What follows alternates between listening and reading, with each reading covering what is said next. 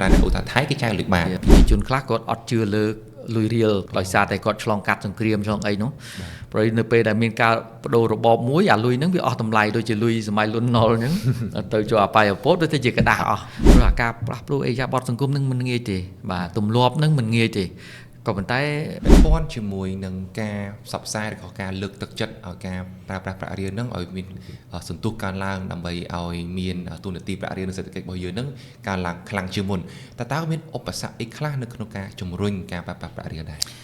វាជាបញ្ហាទម្លាប់បាទទម្លាប់ហ្នឹងពិបាកដូរដែរបើយើងធ្លាប់ហើយតាំងពីឆ្នាំ90ជាងមកយើងគិតមើល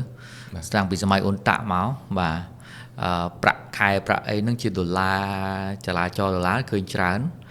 ហើយប្រជាជនខ្លះគាត់អត់ជឿលើ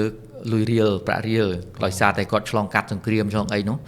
ព្រោះនៅពេលដែលមានការបដូររបបមួយអាលុយហ្នឹងវាអស់តម្លៃដូចជាលុយសម័យលន់ណុលអញ្ចឹង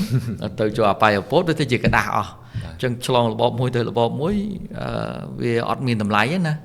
អញ្ចឹងទេក៏អាហ្នឹងក៏ជាផ្នត់គំនិតមួយហើយមួយទៀតជាទម្លាប់យើងប្រើប្រាក់ដុល្លារទៅវាស្រួលវាអីចឹងទៅឬក៏យ៉ាងម៉េចអាហ្នឹងគេថាលេខនឹងវាតិចជាងស្រួលគិតគូរនៅក្នុង transaction ហ្នឹង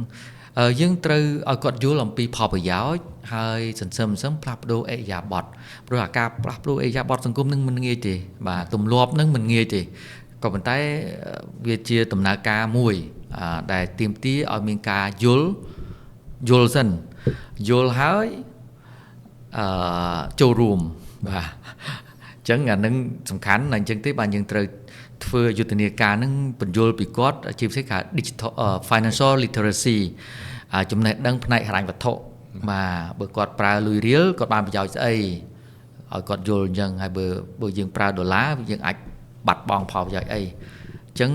ក្នុងការផ្លាស់ប្ដូរឥរិយាបថមនុស្សជាពិសេសបញ្យល់គាត់ពីផលប្រយោជន៍និង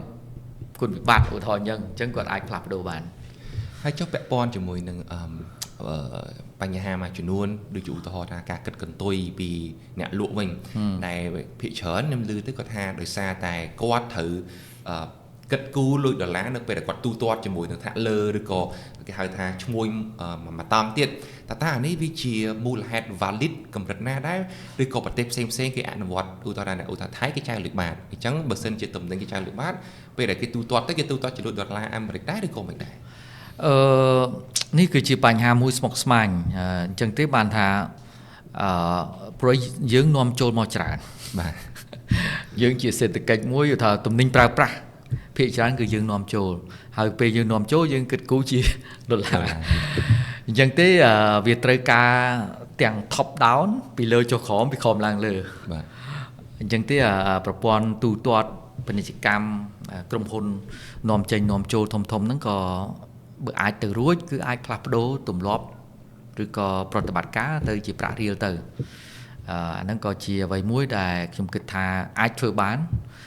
វាស៊ីសងទៅលើគេថា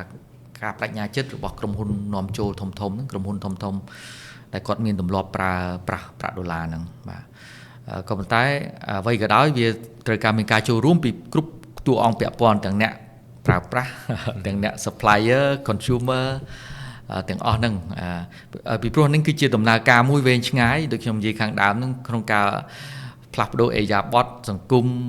ពាណិជ្ជកម្មអាជីវកម្មមិនងាយទេក៏ប៉ុន្តែវាយើងត្រូវបញ្ជ្រាបសឹមឲ្យមានការ